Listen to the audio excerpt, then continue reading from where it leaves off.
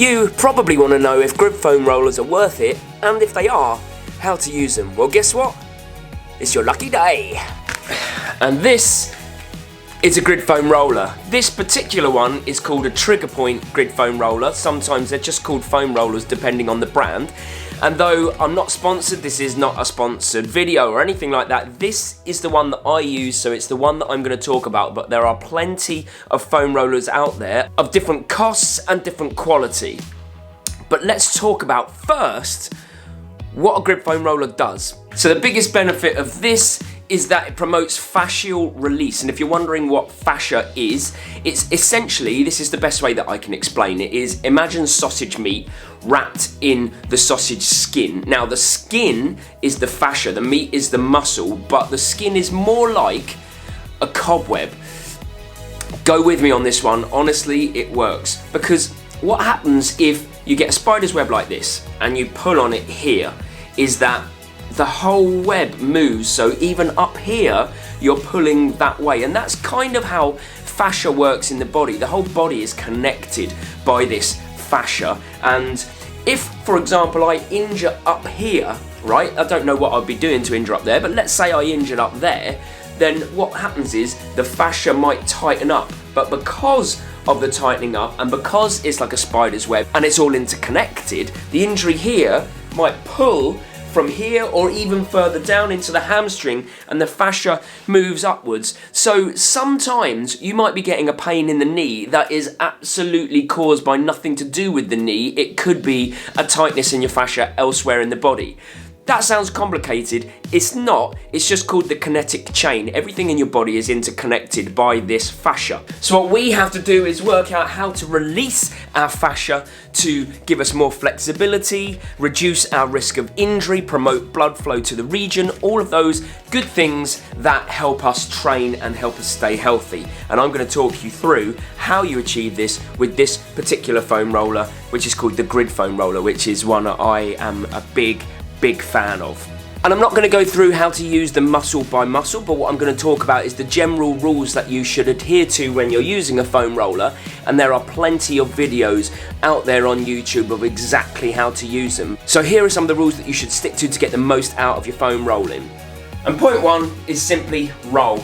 And while I'm rolling my hamstrings here, I'm trying to hit them from every angle, and you do that for 1 to 2 minutes on your hamstrings. Make sure that your body weight is supported at the back so that you don't actually injure yourself whilst doing the rolling. Just pay attention to what you're rolling, because of course right now I'm rolling the muscle, the hamstring muscle, but underneath my knee here, there is only connective tissue, there isn't muscle. So you don't want to roll over your joints. Here is a bit of a weak spot. So hamstrings, yes, then move to the calves and roll the calves, but don't go over the connective tissue, the joints. You don't want to roll there, there's no muscle to roll. Now as I move on to the quads, remember the quadriceps, quad, 4 muscles, so I have to start trying to hit that muscle from every angle conceivable. But in any muscle, when you hit a sore point or perhaps a tight point like I can feel right here, this is when you start to add cross friction in as well.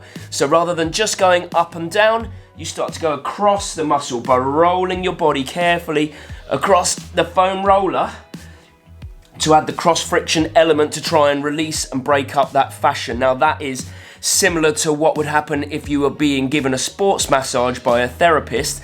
They would go across the muscle as well as up and down, and the foam roller here, particularly the grid foam roller, really nicely simulates the thumbs of a sports massage therapist because it has the little nodules. So going across as well is very important. Now lots of people ask, will grid foam rolling help my IT band? And the answer is yes and no. The yes is that any grid foam rolling will help your body, it will help with your flexibility and joint mobility. However, your IT band, imagine it a little bit like a tractor or a truck tyre. There is no real stretch in the IT band, but by rolling it like I am now on the outside of the leg, what you are doing is you're promoting blood flow to the area and you're rolling the muscles and connective tissues around the IT band that help the IT band move more freely. So you're not actually stretching the IT band because it's extremely tough collagen, it doesn't stretch. You are still stretching the area around it. So yes, foam rolling is very beneficial for the IT band, even if it doesn't actually stretch the IT band. The truth is, you can roll just about any muscle or fascia in the body with a foam roller. You can go glutes, hammies, quad, even hip, IT band, calves, back, but be careful with this one, and so much more. So if you ask me 100 times if a grid foam roller or a foam roller is worth it, I'm going to tell you 100 times yes. It's got me out of a lot of sticky spots, and although it is not a magic injury cure, it can be a really important injury prevention technique. And of course, you've got to follow the golden rules of foam rolling, which is control the movement at all times, engage your core nice and slowly. Oh, and another thing is, it is gonna hurt when you first start. There is no getting around that, but over time, you have to give it time.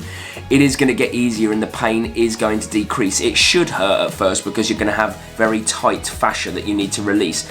Prepare yourself for that and don't think, oh my God, I'm doing myself damage by rolling, because you're not. You will be helping yourself, but just mentally prepare for the pain first. Also, there are a lot of foam rollers on the market. Like I say, this is just the one that I use, and I will give you a link to this one in the video description, as well as a link to some other suggested ones in case you want to have a look. There'll be Amazon affiliate links, so it don't cost you any more, but if you do click on the link and order something, then Amazon is very kind and gives me a little cut. I'm not biased towards any in particular because anyone's given me anything for free, but this is the one I really like and I really use. And they're not prohibitively expensive as well. These ones are about 30 to 35 quid, I think, and why wouldn't you have one in your arsenal if you have the funds to do so? Because, like I say, it can take your performance to the next level and it can reduce your risk of injury. And coming up in the next couple of weeks are some really exciting videos that I'm really looking forward to sharing with you. We've got some races, we've got some recoveries, we got some rebuilding me's, we got the works. So make sure you stick around to find out what's going on, and hopefully it will help take your running and triathlon